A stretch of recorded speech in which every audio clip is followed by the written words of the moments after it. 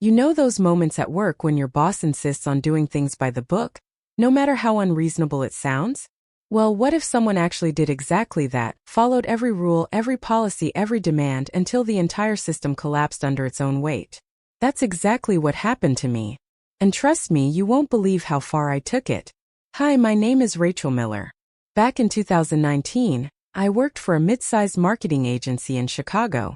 We weren't one of those flashy downtown firms with giant glass offices and rooftop bars. No, we were more like the in-between kind of company, big enough to have multiple departments and layers of management, but small enough that everyone still knew each other's lunch order. When I first started there, I actually liked it. I was fresh out of grad school, excited about finally working in the real world. My department focused on digital campaigns, which meant I spent a lot of time analyzing data, writing copy, and trying to convince skeptical clients that Facebook ads could really sell their products. My closest work friends were Jessica, who sat 2 desks away and always had a stash of snacks hidden in her bottom drawer, and David, the IT guy who could fix your computer, but also drop the funniest sarcastic comment when you least expected it. They were my lifeline when things started to get, well, messy, because then there was Karen. Yes, her real name was Karen. And yes, she lived up to every single stereotype you're already imagining. Karen was my direct manager, which meant she had power over every aspect of my work life. My schedule, my workload, even whether or not I could take a day off. At first, she seemed strict but manageable. The kind of boss who loves rules and wants things done her way, but still keeps it professional. But slowly, week by week, the mask started to slip. She wasn't just strict, she was controlling. She wasn't just detail-oriented, she was obsessed. And she had one favorite phrase that still makes me roll my eyes to this day. If it's not in the handbook, then it doesn't matter. She said that all the time. Didn't matter if the handbook was vague, outdated, or just plain wrong. Karen treated it like the Bible. So picture this. A typical Monday morning. The office smelled like burnt coffee, the kind that had been sitting in the pot since 7 a.m. I sat down at my cubicle, adjusted my cardigan, and opened up my laptop. Like always, my inbox was already full of emails marked urgent in all caps. Most of them weren't urgent at all, but in Karen's world, everything was a crisis. She walked in around 9:05, 5 minutes late, but don't you dare point that out. Karen always carried a giant leather planner under her arm, like it was the Constitution itself. She'd slam it down on her desk, flip through the pages dramatically, and then announce the priorities of the day, in a tone that made it sound like we were preparing for battle instead of managing ad campaigns. "Rachel," she'd say, peering at me over her reading glasses, "did you update the client reports exactly as outlined in Section 4B of the handbook?" Now, Section 4B was ridiculous. It required manually printing out every single client's weekly data report, stapling them in a specific order, and filing them into binders that nobody actually looked at. We had digital dashboards that showed live data, but Karen insisted on the binders because, quote, "the handbook says so." Yes, Karen," I'd reply, trying to sound cheerful while holding back an eye roll. I stayed late Friday night just to make sure they were all filed. "Good," she'd say, nodding like a queen granting me her approval. Because if it's not in the handbook, it doesn't matter. That line became her mantra. And every time she said it, a little part of me wanted to scream. First, I resisted. I tried to suggest improvements like using automated tools or creating more efficient systems. But Karen would shut me down instantly. "Rachel," she'd say in that condescending tone, "I don't care about your shortcuts. This company has policies, and I expect you to follow them. If you don't like it, maybe this isn't the right place for you." That stung. I needed that job. Rent in Chicago wasn't cheap, and I was already drowning in student loans. So I swallowed my pride and obeyed. But deep down, something in me snapped. If Karen wanted the handbook followed to the letter, fine. She'd get it. Every single word. It started small. One afternoon, she told me to copy edit a client's campaign draft. The handbook said edits had to be marked in red pen on printed paper, not digitally. So instead of making quick edits in Word and emailing them, I printed out all 46 pages, marked every tiny typo with a red pen, and walked them over to her office in a giant stack. She looked at the pile and frowned. "Rachel, why didn't you just send me the file?" "Because Section 3C says edits must be handwritten in red pen, Karen." For the first time, she didn't have a comeback. From that moment on, I started following every rule, every policy exactly as written. If the handbook said meetings had to be scheduled with at least 24 hours notice, I'd decline any last-minute invites, even if it was urgent. If the handbook required forms to be signed in blue ink, I'd reject anything signed in black. First, Karen thought she'd won. She'd strut around saying, "Finally, someone who understands compliance." But soon the cracks started to show. The inefficiencies piled up. Reports were delayed because I was spending hours printing and filing. Clients got frustrated because I couldn't send them quick updates without going through 3 layers of outdated forms. Even Karen herself started to drown in the consequences of her own rules. But the best part? I wasn't breaking a single rule. I was doing exactly what she wanted, exactly what she demanded. And that's when the real malicious compliance plan began to take shape. The real chaos started about 3 weeks after I decided to fully embrace the handbook. Karen had just returned from a leadership seminar, which I'm pretty sure was just a glorified vacation disguised as training. She came back fired up, clutching a stack of motivational workbooks and announcing that our team would now be the model of compliance for the entire company. She literally said those words, the model of compliance. The very next day, she implemented a new rule. Every single piece of work had to be reviewed by her personally before being shared with clients. Now, that might sound reasonable if we had, say, 5 clients, but we had over 30.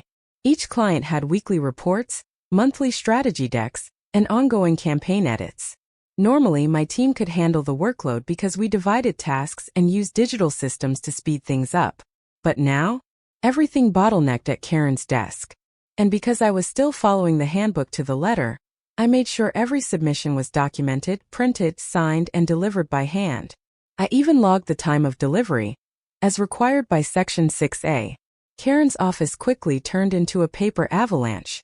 Stacks of binders and printed reports covered her desk, spilled onto the floor, and even blocked part of the doorway.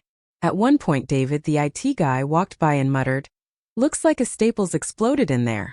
The clients started to notice. Emails went unanswered for days because Karen insisted we couldn't respond until she had personally reviewed every line. One client, a small clothing brand in New York, got so fed up that they called me directly. "Rachel, what's going on? We've been waiting a week for campaign updates. Are you guys ghosting us?" I wanted so badly to explain, but all I could say was, "I'm sorry. Our review process is taking longer than usual." When Karen found out I'd answered a client call without first logging it in the handbook's client interaction record, she blew up. "Rachel, Section 7D clearly states that all client communication must be documented before engagement. Do you even read the handbook?" I stared at her, biting my tongue. "Yes, Karen. I'll make sure to follow that moving forward." And I did. Oh, I really did. From that day on, whenever a client called, I refused to pick up until I had logged the interaction in writing, printed it, and placed it in the binder. By the time the form was filled out, the call had usually gone to voicemail. The office environment changed completely.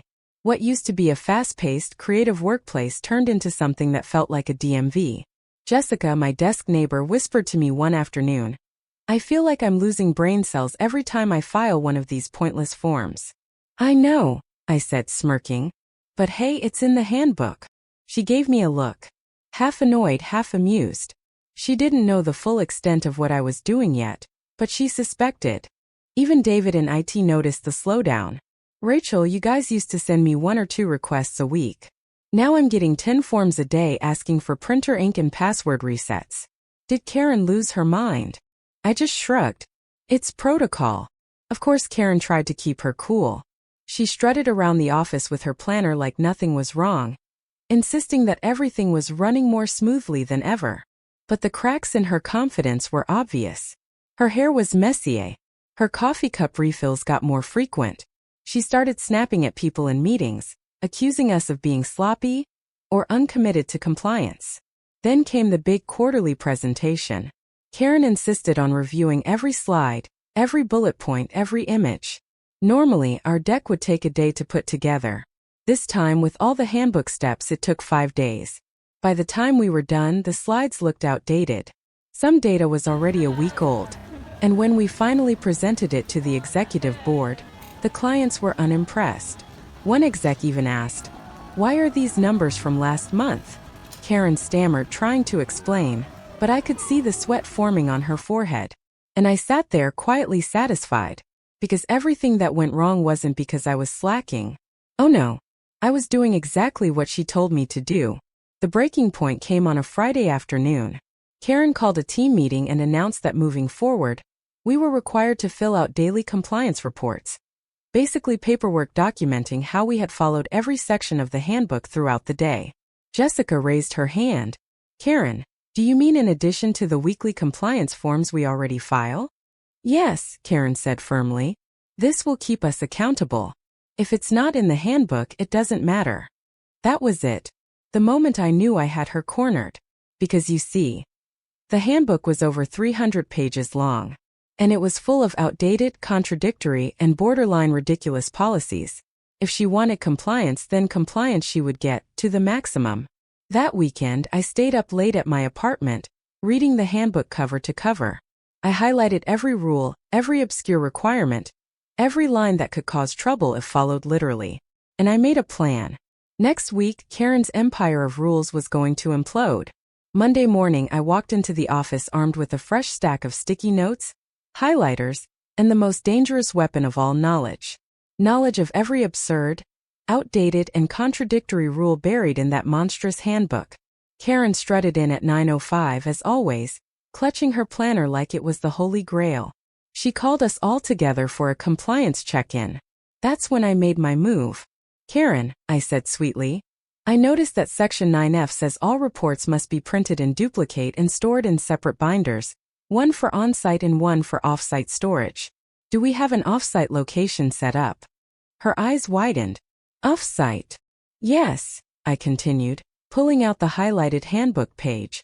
"It says right here, all official documentation must be stored in duplicate, with one copy secured at an alternate company-approved facility." The room went silent. Jessica covered her mouth to hide a laugh. David raised his eyebrows, clearly impressed. Karen adjusted her glasses and stammered, "Well, then we'll just find a way." "Perfect," I said, smiling. "I'll start duplicating all reports immediately." And just like that, I doubled my workload without breaking a single rule. By Wednesday, the office supply budget had exploded.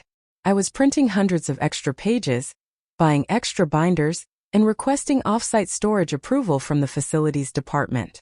The facilities manager, a grumpy guy named Steve, stormed into our office one morning. "Who the hell requested storage space for 80 binders?" he barked. I looked up innocently. "Section 9F of the handbook requires it." Steve glared at Karen. "Is this true?" Karen, sweating, nodded slowly. Yes, it's policy." Steve muttered something under his breath and walked out, shaking his head. But I wasn't done. "Oh no. Section 12B required that all employee workstations be inspected for safety hazards weekly. So I started filing safety inspection forms meticulously. I noted every crooked stapler, every tangled cord, every chair with a squeaky wheel. David nearly fell out of his seat laughing when I handed him a violation notice for having 2 coffee mugs on his desk.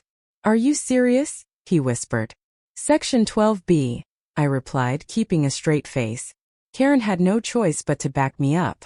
"Rules are rules," she said, though her voice cracked with exhaustion. The final straw came with Section 15C. All interdepartmental communication must be submitted in written memorandum format, signed, dated, and delivered physically to the recipient.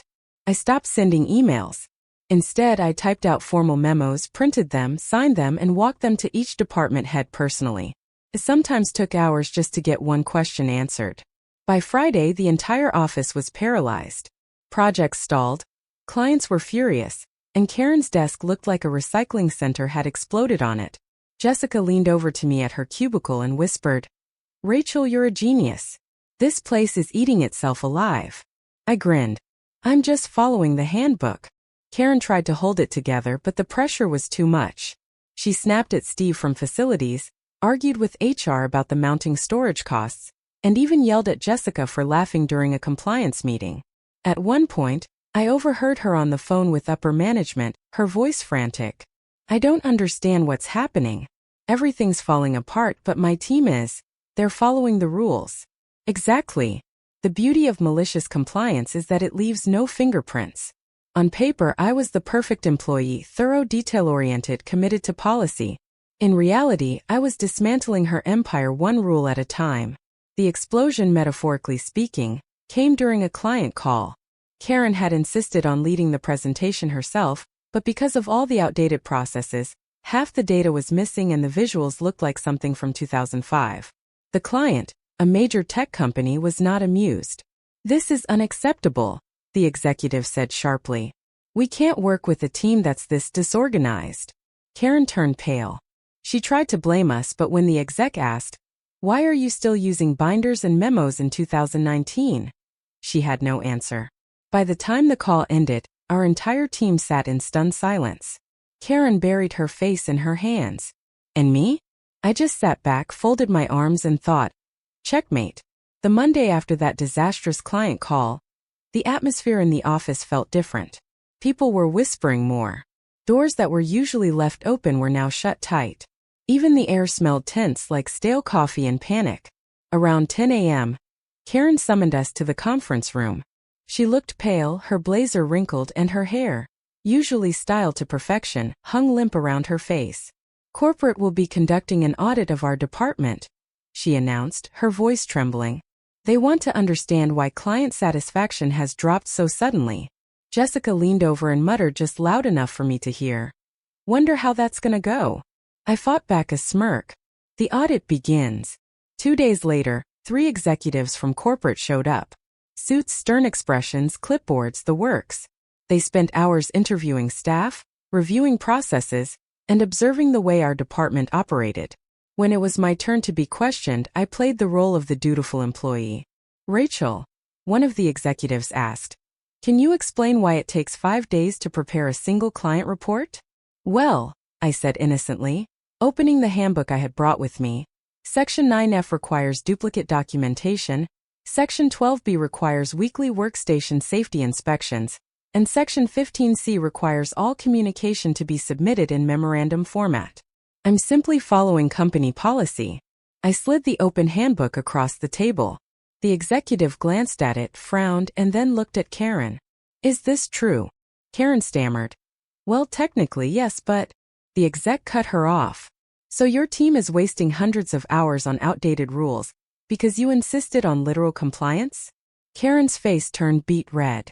I was just enforcing standards." The audit lasted 3 grueling days. By the end, the verdict was clear. Our department wasn't failing because of laziness or incompetence. It was failing because Karen had created a bureaucratic nightmare. Corporate called a final meeting Friday afternoon. Everyone was there. The executives sat at the head of the table, and Karen perched nervously beside them. One of the execs cleared his throat. "After careful review, we've determined that this department's decline in productivity stems from poor leadership decisions. Effective immediately, Karen will be relieved of her managerial duties." The room went dead silent. You could have heard a pin drop. Karen's jaw dropped. "What? You can't do that." "I was following the handbook." The exec looked her dead in the eye. "And that's the problem. You failed to adapt. You failed to lead." They asked her to gather her things by the end of the day. The moment Karen left the building, the mood in the office changed instantly. It was like a heavy weight had been lifted. People smiled again. Jessica actually brought donuts to celebrate. I pretended to be shocked. "Wow, I can't believe it." But deep down, I knew this was the outcome I had engineered all along. A week later, corporate announced a new interim manager, a calm, level-headed guy named Mark from another department. The first thing he did was toss the outdated handbook in the recycling bin. "From now on," he said, "we're going digital. Efficiency over nonsense." Everyone clapped. One afternoon, Jessica pulled me aside. "Rachel, be honest. Did you plan this? Like, did you purposely make Karen implode?" I smiled, sipping my coffee. "I didn't break a single rule, Jess. I just followed them." Jessica burst out laughing. "Girl, you're evil. But I love it." And that's when it hit me. This was the purest form of revenge. I didn't have to scream, I didn't have to quit in anger. I just held up a mirror to Karen's own obsession with rules, and she destroyed herself. So what's the lesson here? Sometimes the best way to deal with a toxic boss isn't to fight them head-on. It's to give them exactly what they want, until they choke on it. And trust me, watching Karen pack her things into a cardboard box was the most satisfying moment of my entire career. Now I want to ask you, have you ever had a boss or manager who obsessed over rules to the point of insanity? What would you have done in my place, followed along like I did, or rebelled outright? Drop your stories in the comments. I'll be reading every single one.